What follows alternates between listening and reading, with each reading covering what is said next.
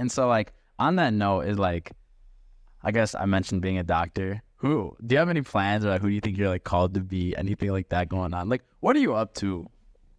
Okay, so I definitely feel like I'm called to be a doctor. Yeah. Just because before college, that was like my dream, right? It was like, okay, I want to be a doctor when I grow up.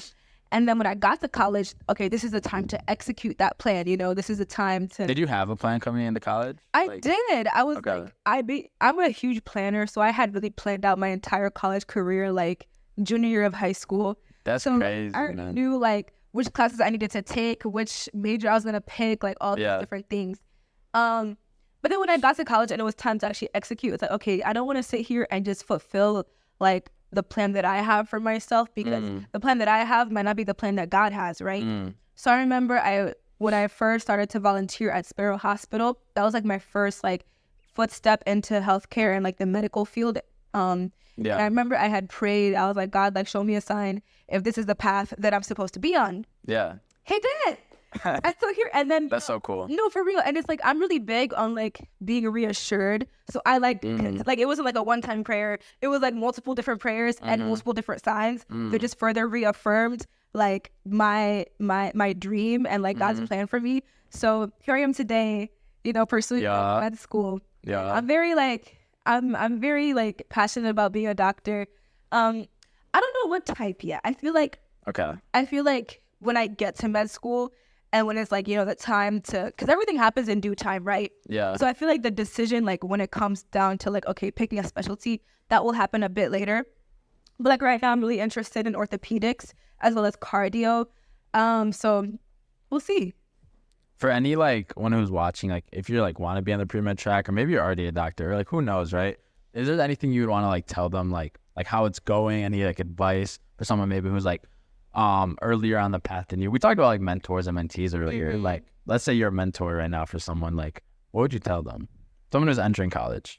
I would tell them, first of all, don't listen to anybody that tries to put you down, because so often... And that applies to more than just this. Yeah, it really, really does. Because so often you'll tell people, oh, I want to be this, I want to be that, I want to be a doctor.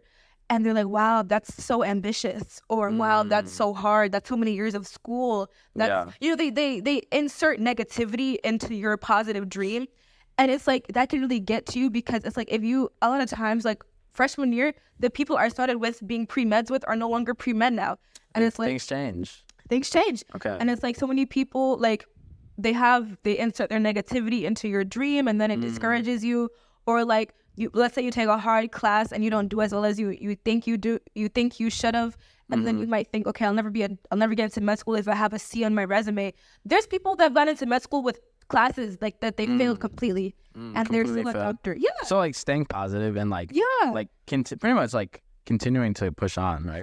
Those are huge. Because at the end of the day, like, no one is perfect. Okay. And I feel like, okay, it's great if you have like, a 4.0 GPA, if you have all the, prereqs that you should have done, like clinical hours, whatever. It's great if you have all that. Yeah.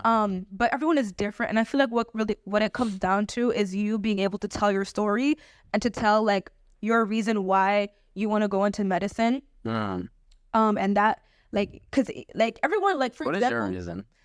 Wait. Okay, we'll get to that. It's like on paper, we're all very similar. Like pre-meds, we all take the same classes. Yeah. We all do mostly the same extracurricular activities. Okay. Most of us are leaders of clubs, whatever. Yeah. But it's like paper you versus like, what's the word? Like your like internal you, like your personality, your thoughts, your soul, like. That's different. Like the real you versus on the surface. Exactly. Who you actually are. Exactly. And that's what makes you stand out, because it's like on paper, we're all very similar, but it's like how you come across to people in real life. Like even like your personality, just like your tone, like your mentality entering the hospital. Exactly. Okay. Like the story that you tell is your story. No one else has the same story as you. Yeah. So it's like we might have all taken biology class, but we don't have the same story, like life story. So it's like, yeah. I think at the end of the day, I feel like that's the most important thing that matters when it comes to med school and when it comes to like pursuing your dreams as a doctor. So yeah, just don't give up on it, because I feel like oftentimes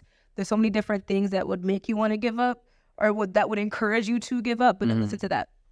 Awesome. Yeah.